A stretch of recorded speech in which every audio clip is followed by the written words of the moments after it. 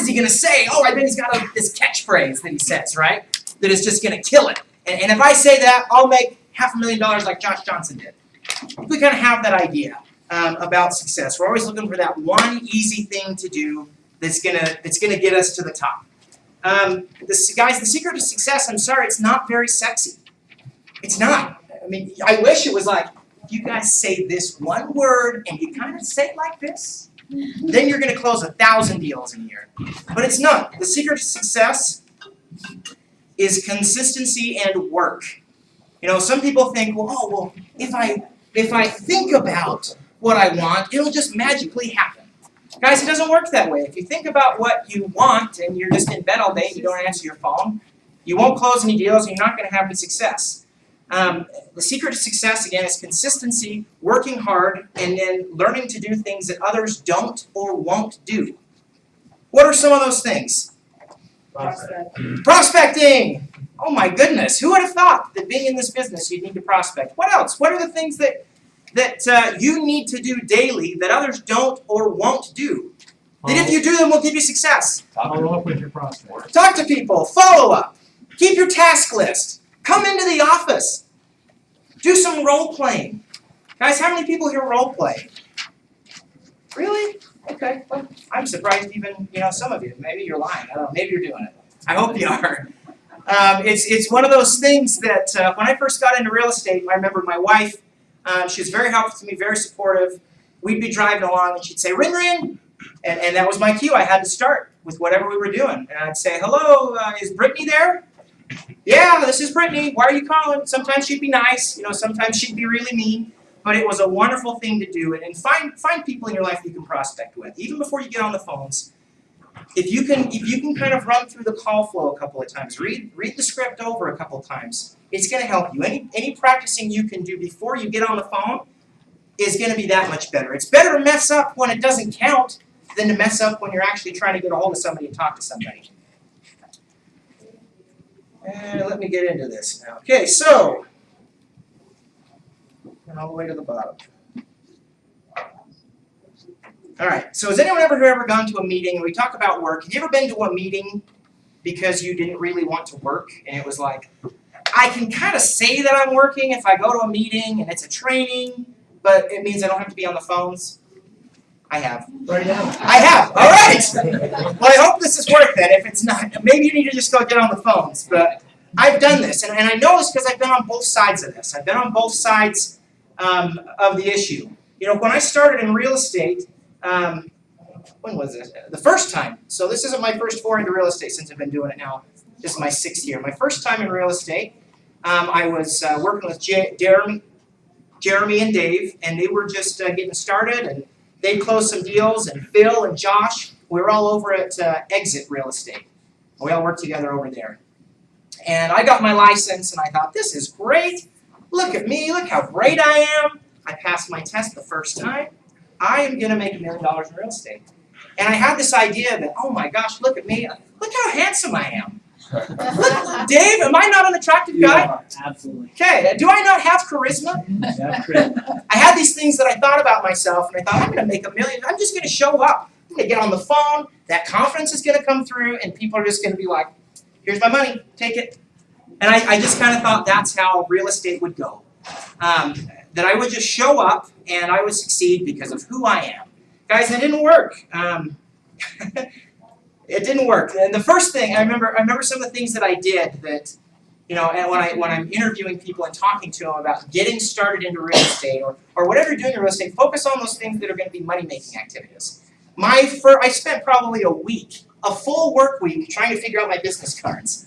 And I remember I went and got a photographer, and he took some photos, but I didn't like the photo. I thought it made me look like, have you guys seen that Seinfeld episode where Kramer gets the painting of him done?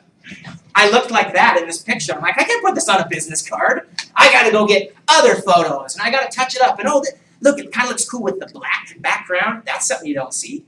That's going to get me some extra deals. Guys, those things, it doesn't matter about that stuff. Do you know how many business cards I've given out in my life? I still have my original box that I got when we came to the company, and I've maybe passed out 100 of those. Really. If someone wants it's great to have your business card, whatever, but who cares, guys? If someone wants your number, send them a text message. Hey, I'll send you my contact information. It's not like we have these old Nokia phones. Do you guys remember playing Snake 2 on those phones? Some of you guys are too young, but I remember that. That was a great day playing Snake. But you could only have like 100 contacts in there. So yeah, people would carry around all their business cards. Guys, focus on the things that are going to make money. So when I first got started in real estate, long ago, my first foray into it, I didn't work very hard. I'd go to the office, I'd show up, maybe 11 o'clock, because I was always out late, and I'd sleep in, and then I'd get to the office at 11 o'clock. And then at noon, we would take a lunch, and Jeremy and Dave and me and Phil would go to Phil's house, and we'd get a giant The Pie pizza, and we would play ping pong for like 2 or 3 hours. And, I got pretty good at ping pong, and that was my work. But that's not how you succeed. With Jeremy and Dave and Phil, they'd been doing a little while longer. They had a pipeline. It wasn't the wisest decisions on their parts, but hey, they were making $60,000 a year, which was more than their friends. So they considered themselves pretty successful. As a new agent, as someone that's just getting started, or if your pipeline is full, you cannot afford to go and do things like that. You shouldn't be doing that anyway. When you're here at work, get your stuff done. But especially for someone that's brand new, and I talk to my team about this a lot, you've got to think of yourself as pushing a giant boulder. When you're brand new, unless you've got 5 under contract with a giant pipeline full of people, you need to be pushing that boulder consistently. And it's going to be hard, guys. Like, you're just going to be leaning on it and pushing everything you can, and it's not going to move, and it's not going to move. And you're going to think, I'm going to die. But then it'll start to move. It'll start to just kind of creak and maybe start to rock. But once it gets going, guys, that is when you start to make money, is when that boulder starts to move. And that's when you don't have to be pushing on it so hard, because you got a little bit of momentum. You've got some stuff. You don't have to be 100% all the time working. But when you're first starting, you do. You really have got to develop everything into it. So my first time, again, I was lazy. I just thought I could show up and people would throw money at me, and I quit. I did it for maybe 3 months. I was like, this is terrible. Those realtors, I blamed other people too. I thought, oh, well, Jeremy and Dave didn't give me the training that I needed. It's their fault that I took 3-hour lunches. So I quit. I went back to school. I went and got a degree, which, great. And I was going to go to law school, and that was my plan. I thought, I'm going to go be an attorney. And I didn't know what attorneys did. I watched Law & Order, and I thought that looked pretty exciting to be in the courtroom every day. And you can't handle the truth, right? And that's not how it works. But I was going to go to law school, and Jeremy, who's my brother-in-law, he's married to my sister, he convinced me. He said, hey, come and give me 3 months. And I said, well, I already tried it. I was 3 months in before. I said, no, you didn't. Give me 3 months of real work. I said, well, what do you mean? He said, you need to have a schedule. He said, you need to be here every day at a specific time, and I need you to stay until a specific time, unless you're at appointments. And if you're not at appointments, you need to be on the phone prospecting. This is a new idea to me. You prospect in real estate? What? So, I did. I went and I got there every day at 9 o'clock, and I treated it like a real job. And my first month in November, I had no closings. My second month in December, I had no closings. My third month in January, I had 1 closing. My fourth month in February, I had no closings. So my first 4 months of real estate, I had 1 deal, but I had probably 20 buyer broker agreements with people. And I was out showing people all the time. March, I had 5 closings. And from then on, it's been very consistent. Real estate doesn't have to be an up and a down and an up and a down. You have highs, then you have lows. That's when you stop doing those things that you need to do. You think, I got this boulder rolling pretty well. I'm going to take my foot off the brake. And then it starts to slow down. Guys, you don't have to be pushing on it all the time, but at least keep it up to speed. And it's very possible. There's so much consistency in this office. It's interesting. Last year, I looked at the dollars that I had made every single month. And it was actually within about $3,000 or $4,000 that me personally, my own personal deals, every single month to month. I was making, actually it was quarter to quarter, so I measured by quarter, excuse me. So there maybe were some highs and lows in there. But as a quarter, it was the same number within $1,000 or so. So once you get the boulder rolling, that's really what you need to do. I went on and I closed 29 deals from, that original November of closing, 1 deals in 4 months to by the next November I'd closed 29. And it wasn't anything special that I was doing. I think a lot of us, we have some things that we've been blessed with or that we've worked on. That you know what? I am good with people, or I am a good listener, or I am really good at bonding with people, or I'm able to connect with people easy. Whatever it is that you feel like you've got. Great. That's gonna help you. That's gonna, bring you up here when a lot of people maybe are only here. But the work has to be there or you're not gonna get anywhere. So that's the first point I wanted to make. Hard work and consistency, that is what will make you succeed or fail in this business. Make habits of things other people don't want to do. Who's ever taken the Strengths Finder test? Has anyone ever taken that? A couple of you. It's an interesting book, and it's a test you get online. We took it in one of my classes in college. You get online, you take this test, and it's, how would you feel in this situation? On a scale of 1 to 5, and you're going through, you're taking all these tests, and at the end, it kind of says, you know what? These are your personality strengths. And it's an interesting thing. You may look into it and may want to do that. But I remember one of mine was competition. And I thought, oh, competition, that's not a strength, that's a negative. Oh, he's so competitive, right? It's kind of a negative connotation to it. And I remember, I asked my wife, and I said, maybe I'm not even a competitive person. And I asked my wife, I said, am I a competitive person? She said, yes. I said, what do you mean? She's like, well, do you remember the first time you met my family? I said, well, yeah. I said, well, yeah, you came up to Washington, where her family lived, and you met my little brother, Stephen, who was 10, and you guys played Madden, and you beat him like 70-3. And I'm like, and she said to me, she's like, well, why don't you let him score? I'm like, no. If he can't score on his own merits, then he doesn't deserve to score on me. I'm going to beat him. I'm going to give him my best. So I said, all right, maybe there is some competition there. And this has been something that I think if checked is a good thing, guys. It's good to have a healthy competition with people. It's good to have some competitiveness on the team.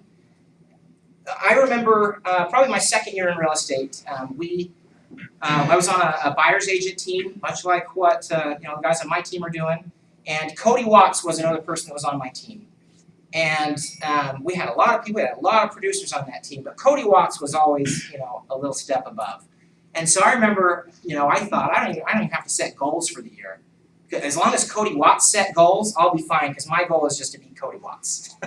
So I didn't care about setting goals or anything like that. It was only on, I got to beat Cody. And it got to the point almost where it became an unhealthy thing, where someone would, if I'd hear that someone had closed more deals than me, I felt threatened or felt so insecure by it. It's such a silly thing that we do as real estate agents sometimes. Competition is a good thing, but it's got to be healthy competition. Don't feel bad about your efforts or what you're doing in your life if someone closes more deals than you. The amount of deals you close doesn't mean you're a great person. It doesn't. Who cares, guys? Work hard, do your best, be in competition with yourself. That's really who you need to be in competition with. And when you lay your head on your pillow at night, look back and say, you know what, I really did my best today. I prospected. I made things that I needed to have happen. I contacted people. And with setting goals, the goals are your own. I remember being at Elite, and George would come and speak to our group over there, and it was a lot of fun. And he would like to talk about goals, and he'd go through, he'd put you on the spot, like, Austin, my name's Austin too, so this works. What are your goals for the year? And he'd say it just like that. He was very, he was very George-ish. And I'd say, well, everyone else said this, so that's my goal too. 40 deals and $200,000. That's great. And he'd go around the room and, guys, I didn't care about 40 deals and $200,000. When I first got into real estate, my goal was to have a car that would run. I wanted to not drive a crappy car that was breaking down and I had to carry jumper cables in my trunk. That was my goal. Guys, set goals that are really for you, your own goals. It doesn't matter what someone else is going, oh, well, look, he's got a Ferrari on his vision board. I better have a Lamborghini on mine. Guys, who cares? Do it for yourself, because that Ferrari, that's not going to motivate you right now. Unless you're maybe somewhat close to having a Ferrari. And with that said, I think it is important to have long-term goals. You've got to have things that you're working towards out in the future, but you've also got to have a closer carrot Two, the one that says, you know what? I can get that. And if I do these things consistently, I will get that this year, or I will get that in 6 months. I will get that in 3 years, in 5 years. My first car in real estate was a 1999 Ford Ranger that I bought for $3,500. That I financed the whole thing. I didn't have any money to put down on it, and it was a fine little truck. It had 100,000 miles on it, and it was my duck hunting truck, and it was my take things to the dump truck, and it was my showing houses truck. And I think a lot of people in this kind of nature of competition, they think, oh, I've got to have this because so and so has it, or he drives this, so I've got to have this too. I closed 60 deals in my first 2 years in real estate driving that crappy little truck. It doesn't matter. It doesn't matter what you're driving. It doesn't matter. And please don't get dragged into, oh, well, this person has a nice car, they're successful, or they have this, or whatever. As I've seen people come through this business, and a lot of people make a lot of money and spend a lot of money, you would be surprised how many people are, it's a quote I heard, are flying very closely to the sun, or flying very high on very brittle wings. Guys, if you make $50,000 a month, but you're spending 48 of it, that's not the way to do it. Set goals that are going to be reachable. Don't try and keep up with other people. It doesn't matter what other people's goals are. So how do you think you can maybe look at yourself and say, all right, are these goals or this competition that I've got, is this healthy? Is this unhealthy? Any thoughts on that? Dave? I think it's always good to have, especially in real estate, you need to have a friend who will tell you the truth, even if it hurts. Okay. If you can just sit down and say, here's what I'm doing, what do you think? They can look at you and say, don't be an idiot, don't do that, or maybe you need to adjust that. If you're married, a spouse is usually a good one to go to. If not, just somebody who knows the business. I would ask Jeremy Legere personally, and I think he'd tell me, here's what you're doing right, here's what you're doing wrong. Great. Any other thoughts on that, or anything that you've done? And maybe it's just me. Maybe I'm just this hyper-competitive person that feels I gotta beat everybody. Maybe. No one's raising their hands, so yes, that must be it. When you're making goals, I think it's helpful to ask yourself, what's going to keep me from doing this? If I've got a goal to close 40 deals this year, what is going to keep me from doing that? What do I need to do to get that? What's going to keep me from doing it? As I've been talking with people on my team, and we've been trying to get some goals for the year. One person on my team is Aaron Christensen. He was one of our top producers last year. He's my mission companion. He's a hard worker. He's great. He's done well in the business, and his thing is his task list. He gets behind on his task list. And, it's because he's got 10 under contract right now, so you want to give him a little bit of a break. But, his thing is his task list. And so when you can identify, okay, this is what's actually going to keep me from reaching my goal. It's this, one or two things. Find someone to get some accountability with on that. For Aaron, we've decided that any day he doesn't have his task list done, he owes me lunch. And if it can be something small, it can be something big. It's just something that at the end of the day, when it's 5 o'clock and I got to be home with my family, or I got a date tonight, or The Bachelor's started. It's Women Tell All this week. It's gonna be great. I got to go home and watch it. Whatever it is. There's some Bachelor fans in here, right? You're the only one who knows what that is. Lies! Lies! Jerry does. It's a great show. But, whatever it is, you want to have something that's going to say, well, I know that if I don't do this, what I'm supposed to do, and what I signed on to do, and what I agreed to do, I'm going to have to owe Austin lunch tomorrow. There have been times where I've had people where if I don't contact 10 people a day, or, make a certain number of appointments in a week, I owed them $1,000, and I would write them a check for $1,000. And you can cash this, you have to cash it. If I don't do this, I've got to believe you're going to cash it. Find some ways, kind of a little bit of a support system, a little bit of a setting that way, so to address those things that maybe you have troubles with. Set some extra accountability on to make sure you get to your success.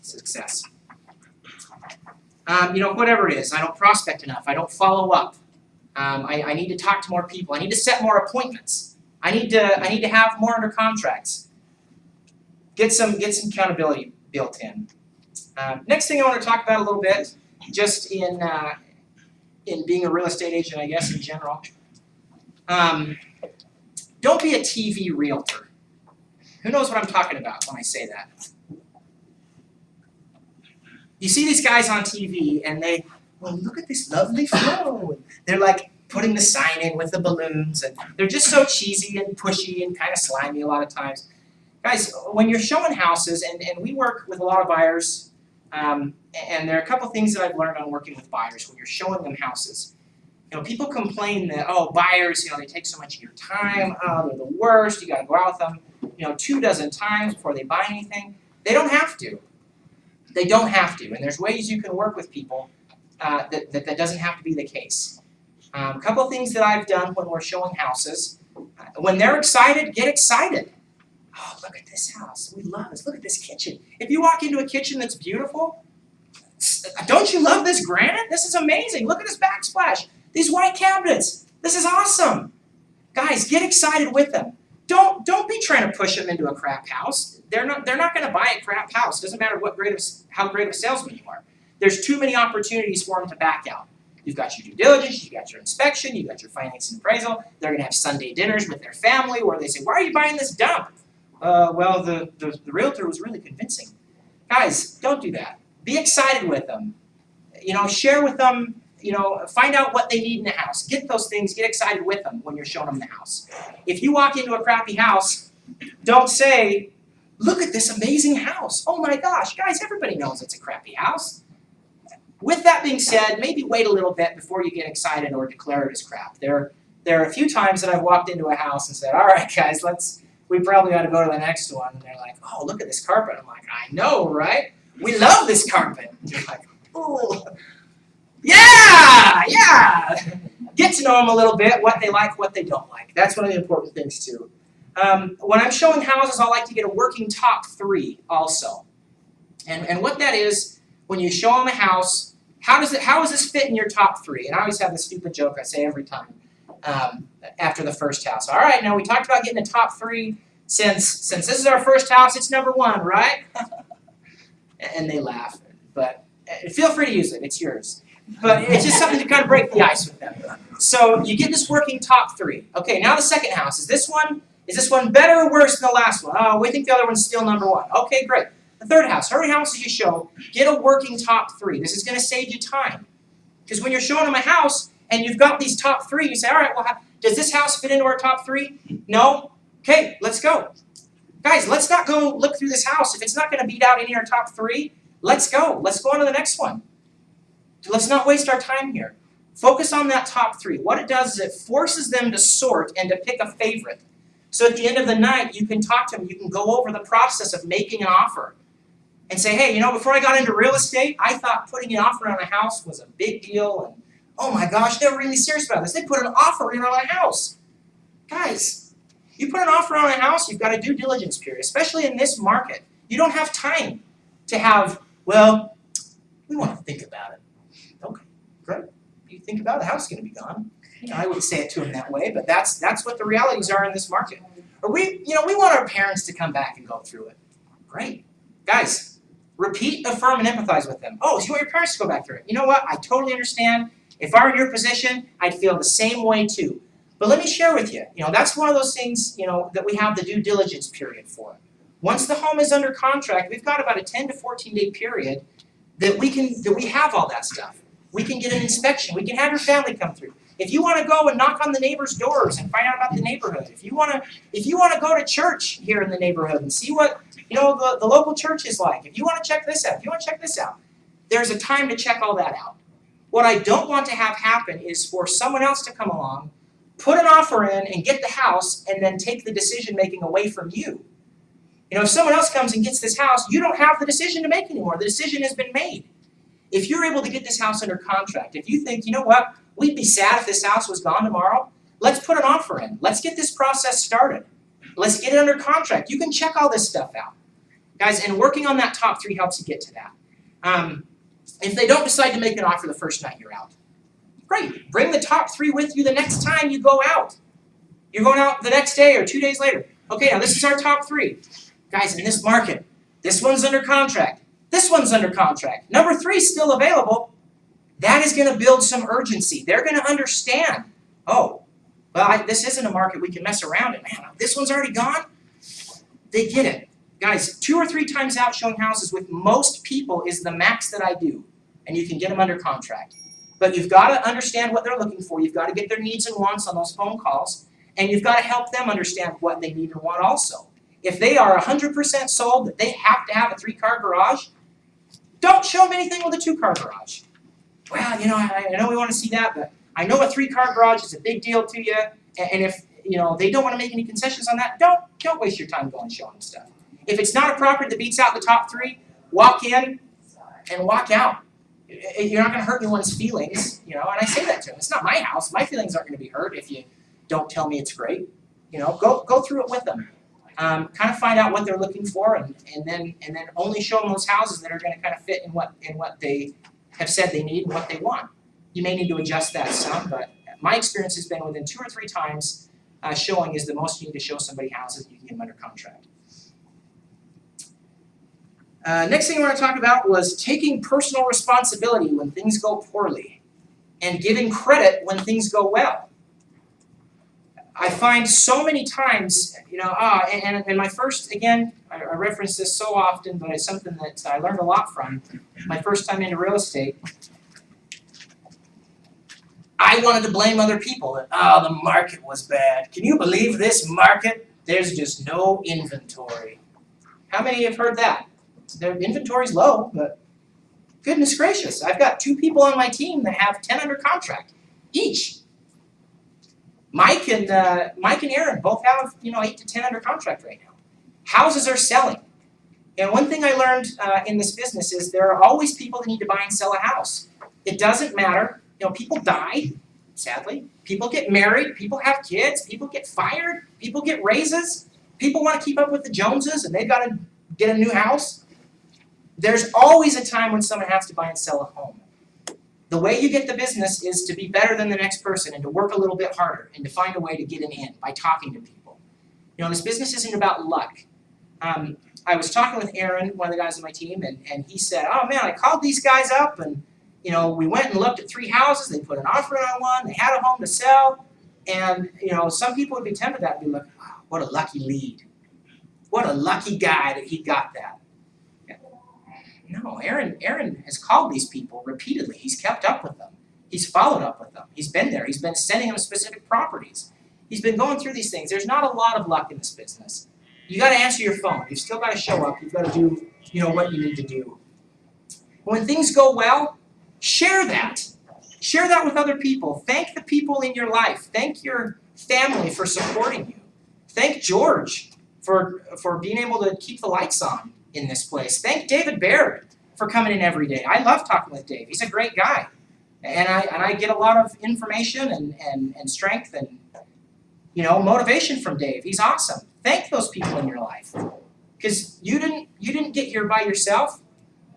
Sounded like Obama on that one, didn't it? You didn't build this. Remember that? But you had people that helped you. Share that help. But don't blame other people when you fail. And it's kind of an interesting thought on that. You don't want to blame others when you fail. You got to say the buck stops here. Stops with me. At the end of the day, my first time into real estate, I failed because I didn't work hard enough. I made those choices. If I had really wanted to succeed, I should have been out knocking on doors. I should have been out calling through the phone book, doing whatever I needed to do to talk to people. And I would have made it work. Another thing with that, not blaming others and taking responsibility, you've got to, when there's a problem that happens, you've got to say, okay, what are the things that I can do about this?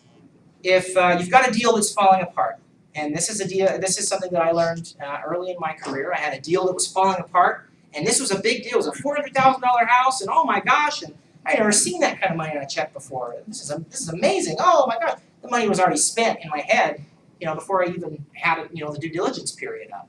But it got to the very end, and there was this back and forth, and all this stuff was going on, and I was stressed out of my mind. It's like, oh my gosh, what?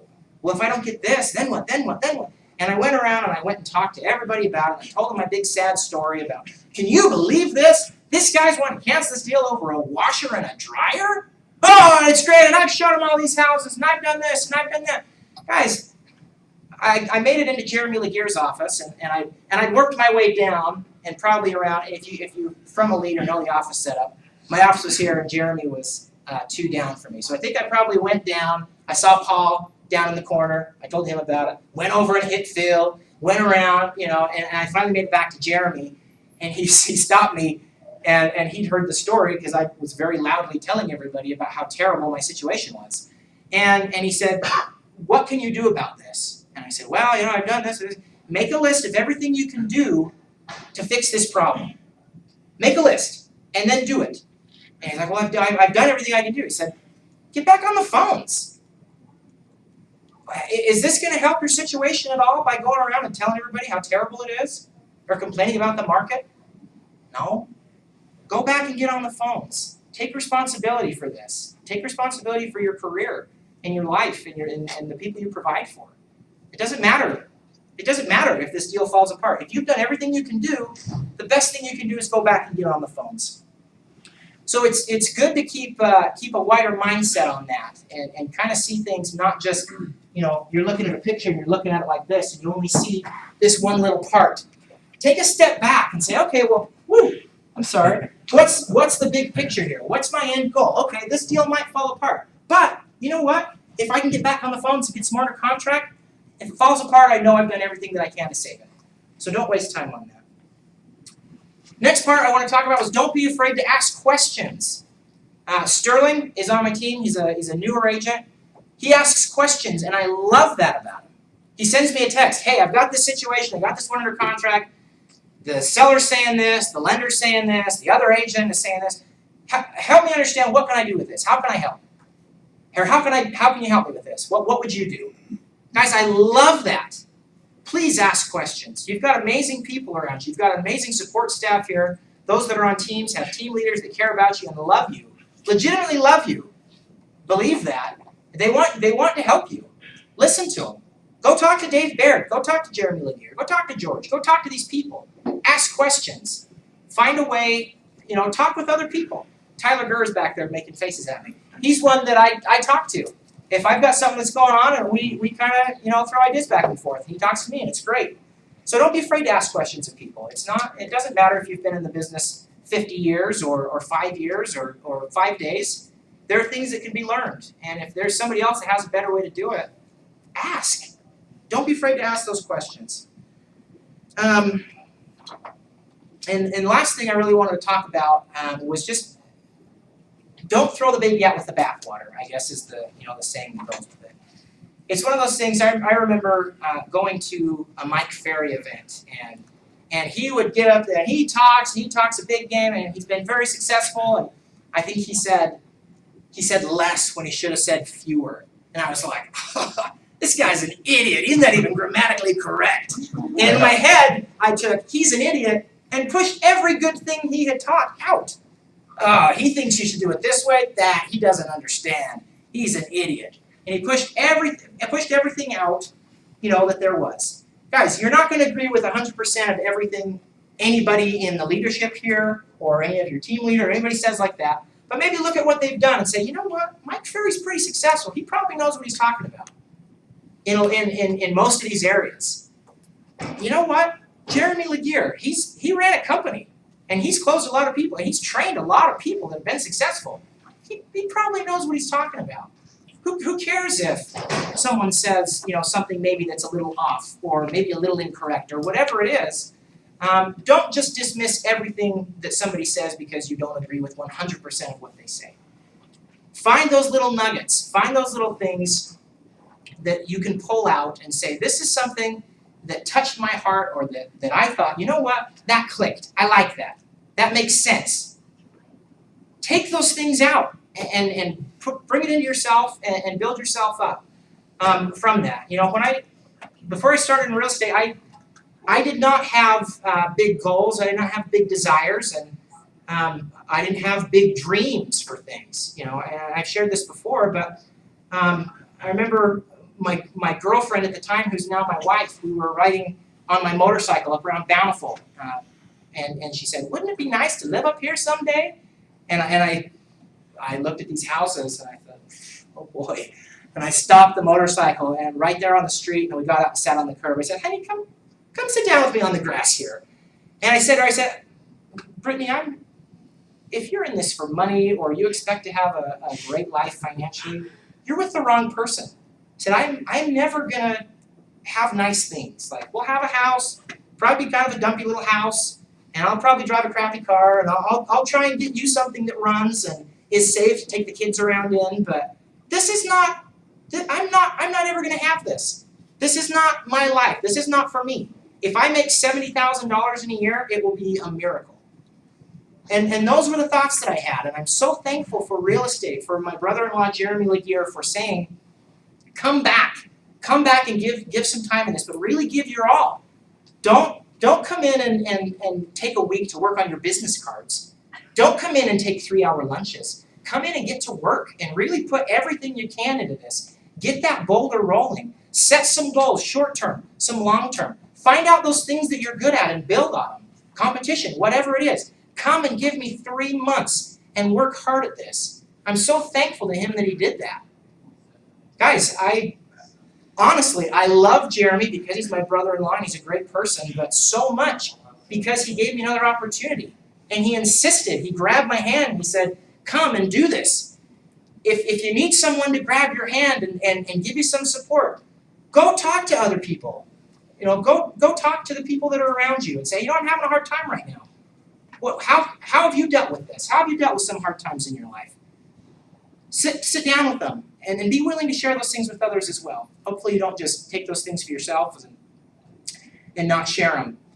And it's something that real estate has blessed my life and the life of my family, and I cannot thank Jeremy enough or those that have helped me to get where I am today. And guys, if I can do it, you can do it.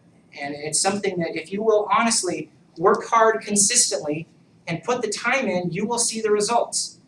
There are people that I talk to and they say, I've done everything that I can do. I'm doing everything they're doing. Well, you're not. There's something that they're doing that you're not. Go ask them. Go sit down with them and ask them and be honest with yourself. Look at your own life and say, what are my shortcomings? You've got to sit down and start writing. One thing that I do and have done quite frequently is I write down, who am I going to be? Who is Austin Kales? Who am I? And I'll start writing down, I am a son, and I am a father, and I am a husband, and I am a real estate agent, and I am these things. I say, all right, well, what kind of this do I want to be? What kind of a son do I want to be? What kind of a father do I want to be? What kind of a husband do I want to be? And I start, kind of just writing this out. It's something that's really, really helpful. Take some time, meditate, pray, ponder, whatever. Start writing it out. The thing that has been my biggest motivation on pushing yourself and really having the competition with yourself is my little kids and saying, okay, I've got my little boy, Austin, he's 4. How do I want him to be when he's older?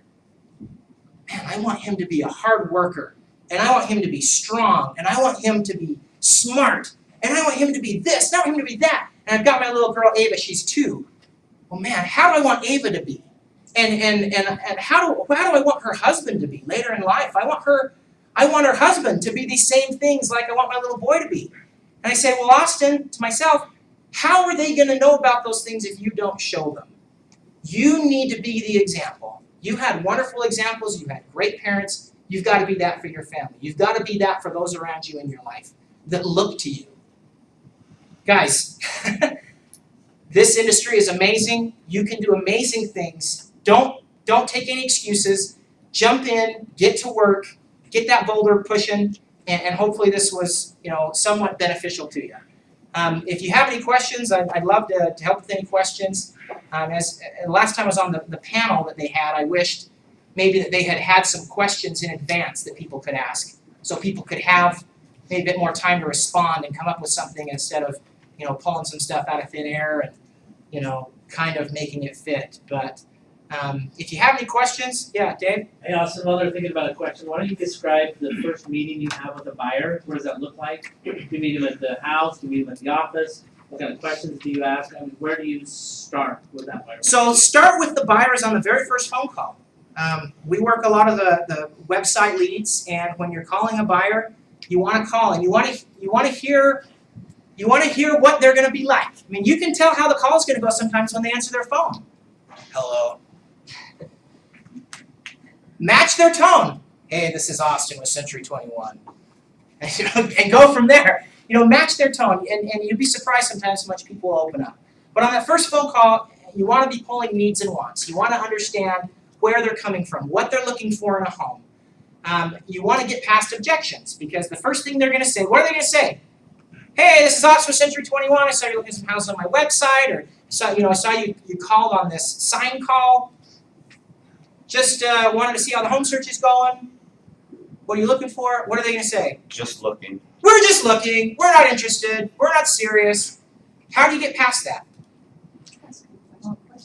Hey, what What are you looking for? Yeah. Ask them another question. So, okay, great. Well, no, I get it. You probably just driving by, saw the number, wanted to kind of get an idea. But hey, when you get a little more serious, what areas are you looking in? This house was in Bountiful. Are you looking in Bountiful? Would you consider Centerville?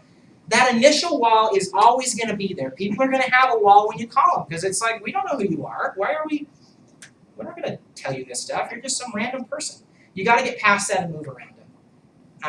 It's one of those things where if you call someone and they say, oh, well, we've got, we're pregnant, we're going to be having a kid, and, we want to wait till after the baby's here.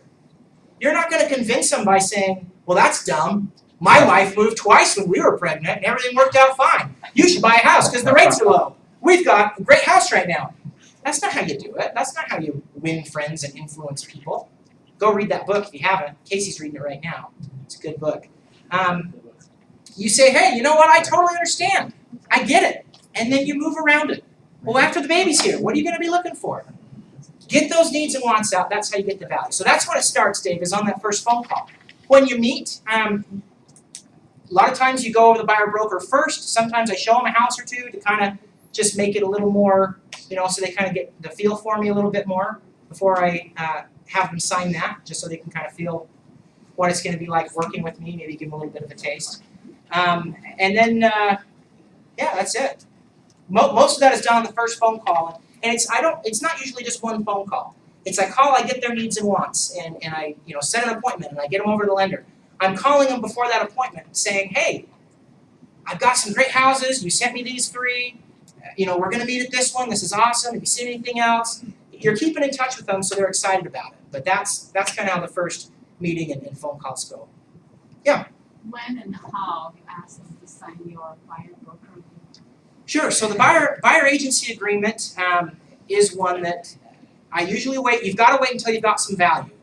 And you've got to wait until they're excited, and we talked about having a carrot for our own self. Have a carrot out there. Guys, we're going to meet at this house on Cynthia Drive today. It's awesome. I'm really excited. I know this one you want to see. And I wanted to make sure I'm not stepping on anyone's toes and you're not working with other agents, right? Oh, no, we're not working with the other agents. And then you say, okay, great. Well, hey, when we meet today, I'm going to need you to sign what's called the buyer agency agreement. What that is it just allows me to spend my time and energy working with you, knowing that when we find the right house, you use me to put the offer in on that, okay? And they say, okay. Most of the time they say, okay. Or they say, wait, no, what is that? And I say the exact same thing again, and I just slow down. Oh, no, I'm so sorry. What this is, it's a buyer agency agreement. What it is, it allows me to spend my time and energy working with you, just knowing that when we find the right house, they'll use me to put the offer in, okay? Oh, okay. If they have a concern, ask what the concern is. Oh, well, we don't feel comfortable with that. Oh, I'm sorry. What would keep you from signing that today? Well, we a lot of times it comes out that they do have a friend that's an agent, or we want to get to know you a little bit first, or we want to go about this. Great. Then you can start maybe negotiating from that. Most of the time you don't have to. Most of the time it's okay, we understand, we'll go ahead, we'll sign it. Sometimes they may have concerns with, well, what if we find a for sale by owner? Or what if we find this? And then you can address that concern. And when they bring the concern up, is this the only thing? Is there anything else besides this that would keep you from signing this today to work together? No, great. Then you can focus on that one point. Get that addressed. Sometimes you may need to do some things with the buyer broker and amend it a little bit. To take out maybe the home that their aunt's friend might be selling in the next 6 months. That, well, we kind of like that house. What if we want to buy it? great, we can take that one out. So that's how the buyer agency, script goes, and it's one of those things that I found if you don't make a big deal out of it, it's not a big deal. They show up and you've demonstrated your ability, your confidence is coming through, they believe you, they want to follow you, your leadership has come through, and they sign it and don't have any issues. So, yeah. You've talked mainly about buyers. Do you do many listings as well, or? We do listings. Most of this is working with buyers though. And it's interesting on the web leads that we have. It's one of those things that this competition in me. I remember when we were at Elite, again I keep referencing, Elite Realty, but it's where I learned a lot of lessons and really cut my teeth in real estate. I had won every award they had there. I was the Rookie of the Year. I beat out Tiger. We had a little wager going, which was fun. I was the Rookie of the Year. I was the top producer. The top 10 agent. And one of the stuff I never won top listing agent. And it bothered me because Josh Johnson always won top listing agent. And I said, I'm going to win top listing agent next month. And it's interesting. A lot of us are working with buyer leads. You can get listings from the buyer leads if you focus on it. Because I said next month I'm going to win top listing agent. I think I got 6 listings and I was the top listing agent. It's just really in kind of what you focus on and asking the right questions. If so many people that are buying have a home to sell, or asking at the end of the phone call, hey, appreciate working with you, or when you're out showing houses, do you have anybody else that maybe is looking to buy or sell? I think 2 of the listings I got were from people I was actively showing and said, hey, do you have, actually, yeah, our neighbor has said they maybe want to list their house. Great, and going from there. So, it's interesting, we talk about a buyer's agent on a team. My buyer's agents on my team that work with me, they're taking listings. And I don't want them to just know how to work with buyers, although I think working with buyers is an easier transition into learning real estate. It's a little bit more low-hanging fruit, which I'm fine with. A brand new agent walking into an appointment and then having a Justin Udy walking into an appointment after you're not going to win that, very, very likely. With buyers, it's a little bit different and it's a little bit easier to get in and get going. You can learn how to close a deal. You can learn the process of how an offer works and how negotiating and how a closing is. You can go through all these things, and then I think it transitions very well over into working with sellers as well. But mostly we do work with buyers. Any other questions? Yeah. Obviously, with the low inventory, you get a lot of under contracts yourself and your team. Is there anything specific you're doing to move them along quicker so that you can get these offers in, or is there anything just that what you're I talked about with building that urgency and having that top 3. So as far as putting anything in your offers to let yours stand out, you're just trying to get it as quick as you can. That's all you're Yeah, so there are some things you can do to maybe make yours stand out a little bit, and one of those is just calling the agent and asking them, hey, what's important?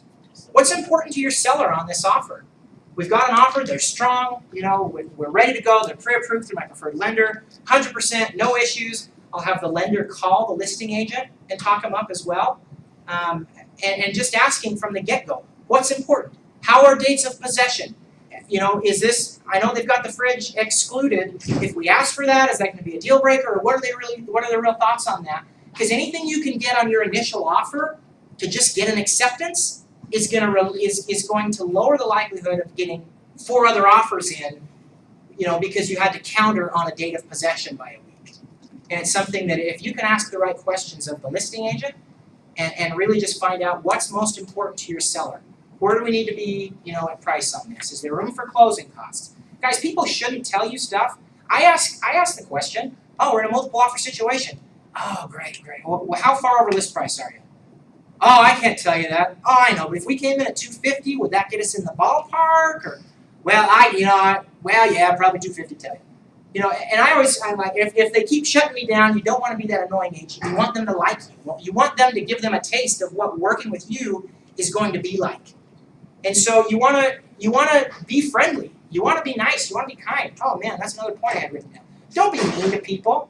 There's so many times I've had an email written out that's like so perfect, and I don't hit send because you don't know the next time you're going to be on the other side of that. And maybe it's your client that has a multiple offer situation, and this buyer's agent that just burned you or was an idiot or made the deal fall apart.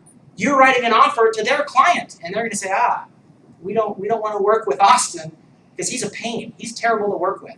You wanna make it as easy as possible, make them like you, so those are some things that I've done that have helped that way, if that answers your question. Any other thoughts, any other questions? You talk about being competitive, what's the best accountability contract, Tyler, that you ever had before? Tell us what that was Tiger and I have had a lot of fun. We shared an office long ago. story, I think you should tell us. And and Tyler and I had a deal that, Elite's Rookie of the Year, whoever won that, we knew it was between us, because I think we were the only 2 new agents, and at least that were having any kind of production. And so, it was down to us. We're like, all right, what's that? Production. What did I say? Production. Did I say It's called production? a pattern interrupt, he's trying to screw you up. Keep Okay. So we were the only ones that, we're basically brand new and we're closing deals. We shared an office and it was a lot of fun. We had a thing that the loser had to pay the other one $1,000. As it got a little closer, I thought, I don't want to take money from Tyler. And so it wasn't that far off, but it was close. Tyler's a great agent. He does a lot of great things. I beat you that year. So we amended it to say, all right, to not have Tyler have to pay me $1,000, he has to kiss my shoe at the office, and he had this this old wetsuit that was like 4 sizes too small for him, and he had to detail my truck in the parking lot. This is my dirty duck hunting truck. Wearing that, and I think he had to owe me a lunch or something like that. So. What's that? And it was in the winter, right. So I won, and we have this great contract that I wrote out, and was very well worded. But it was a lot of fun. We had a The lot thing of I like agents. about that story, it doesn't have to be $1,000 or $10,000. No. It has to be something to motivate you. And Right. And one that I've seen that other people have done around is eating a can of cat food. That's one that Steve Garrett. If you guys know Steve up on the 3rd floor, he's awesome. Very loud, big personality. I love him. He has had to eat a can of cat food because he did not get his stuff done. Guys, set up something with somebody. Is there anything that you wouldn't do to avoid eating a can of cat food? I did it. If I had to get a dozen We deals barfed under together. contract this week or eat a can of cat food, I would find a way. I'd go get properties under contract for myself to avoid eating that can of cat food. So anyway, I appreciate you guys coming. And again, if I said something that was stupid or out there, don't throw everything out with it. Look for those little nuggets that you can take and implement into your business to make it better. Thank you for coming, and I appreciate it.